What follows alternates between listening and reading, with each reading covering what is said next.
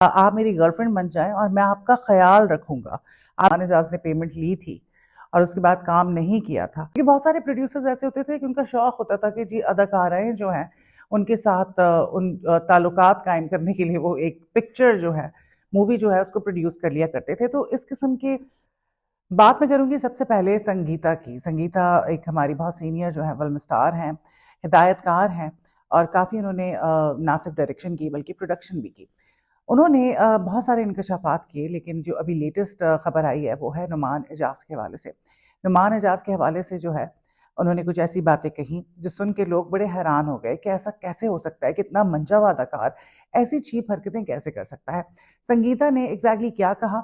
संगीता जी का कहना था अपने इंटरव्यू में कि नुमान एजाज जो हैं, उनको उन्होंने अपने एक ड्रामे में कास्ट किया, और वो उनका जो ड्रामा था वो काफ़ी बड़ा एक प्रोजेक्ट था, उनका मेगा प्रोजेक्ट था, उसका नाम था बुल्ले शाह।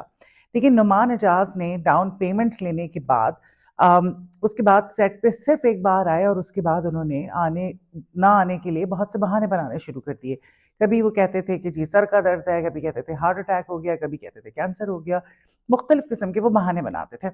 अच्छा जी, अब ये बड़ी एक सबके लिए वाकई एक न्यूज़ थी कि यार नुमान एजाज जैसा इतना मंजा हुआ, इतना रिफाइंड एक आर्टिस्ट और अच्छा पढ़ा लिखा from a very good family background, how come he can do such a thing. लेकिन अब इसकी बैक स्टोरी क्या है वो ज़रा हम जानने की कोशिश करेंगे कि क्या वजह हो सकती है कि संगीता जो है उन्होंने इतना बड़ा इल्ज़ाम नुमान एजाज पे लगा दिया। खैर, उन्होंने साथ साथ कहा कि वो ऐसी हरकतें करते हैं कि डायरेक्टर्स और प्रोड्यूसर्स को जो है वो परेशान कर देते हैं, और उनका एटीट्यूड जो है वो बहुत ही अनप्रोफेशनल है वो, और प्रोफेशनलिज्म जो है वो उनके पास से भी छू के नहीं गुजरा। ऐसा कहना था संगीता जी का, जिनको संगीता आपा बुलाया जाता है फील्ड के अंदर।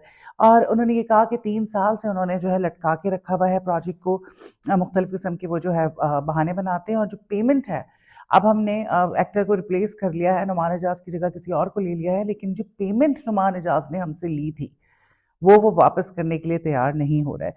अच्छा, अब मैं आपको ये बताऊं कि क्योंकि आपने सुना होगा कि एक जगह ये भी बात हुई थी साइमन नूर के हवाले से भी, और ये बातें भी आपको अंदाज़ा होगा कि फिल्म इंडस्ट्री में जो पंजाब में है वहाँ पे गुंडागर्दी बहुत ज़्यादा थी।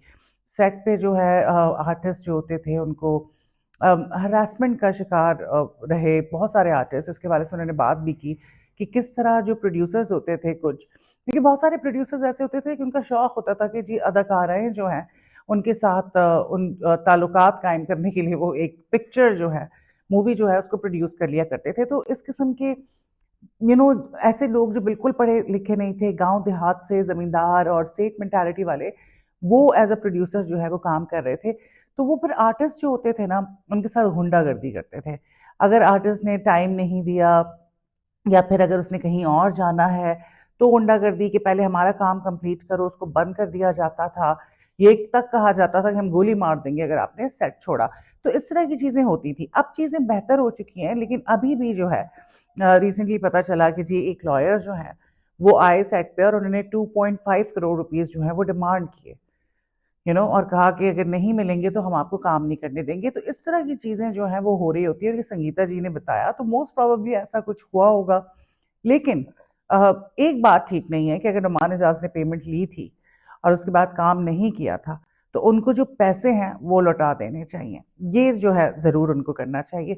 अब मुझे नहीं पता नुमान एजाज के हवाले से इतना नहीं मुझे आइडिया, लेकिन ये ज़रूर है कि जैसे खलील रहमान कमर साहब कहते हैं कि जी मैं नुमान एजाज से नफरत करता हूँ, तो ये तो नहीं पता किस लिए करता हूँ, लेकिन करता ज़रूर हूँ।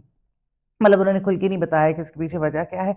तो यकीनन नुमान एजाज भी इंसान है, माना कि वो एक बहुत ही ज़बरदस्त टीवी आर्टिस्ट है, लेकिन उनकी पर्सनालिटी में अब भी कमियां तो हो सकती हैं। आफ्टर ऑल वो इंसान है। तो दिस इज़ व्हाट हैपेंड, और इस हवाले से नुमान एजाज ने तो कोई एक्सप्लेनेशन नहीं दी, अभी तक कोई बात नहीं की है।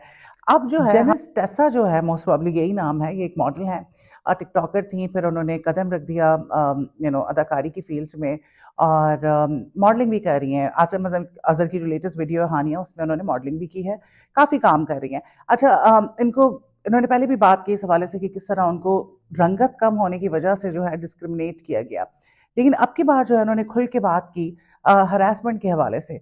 और ये जो कास्टिंग काउच वाला सिलसिला है उसके हवाले से, अब ये मुझे नहीं पता कि कास्टिंग काउच है, लेकिन इसी तरह की उन्होंने बात की कि किस तरह से उनको एक शादीशुदा आदमी ने रिलेशनशिप ऑफर किया। और मोस्ट प्रोबेबली ये वही सिलसिला था जिसे हम कहते हैं कि शुगर डैडी।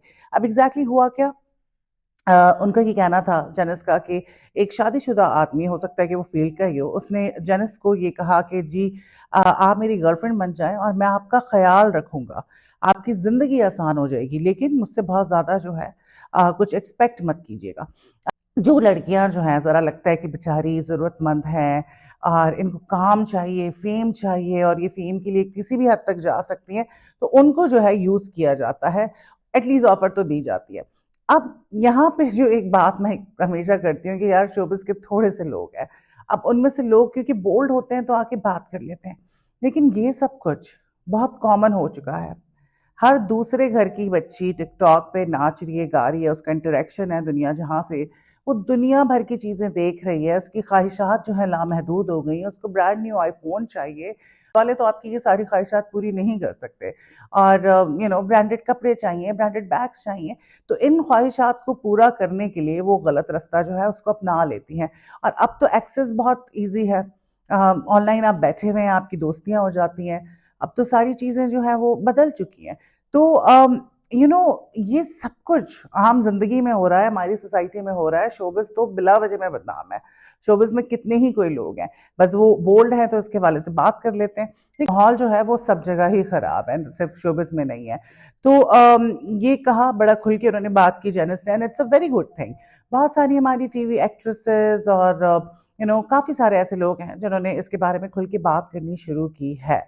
और I hope and I wish के जो इस किस्म की हरकतें कर रहे हैं, इस तरह की ऑफर्स कर रहे हैं और लड़कियों को जो है मजबूर कर रहे हैं कि वो इस किस्म का काम करें, उनके नाम भी सामने आ जाए तो क्या ही बात होगी।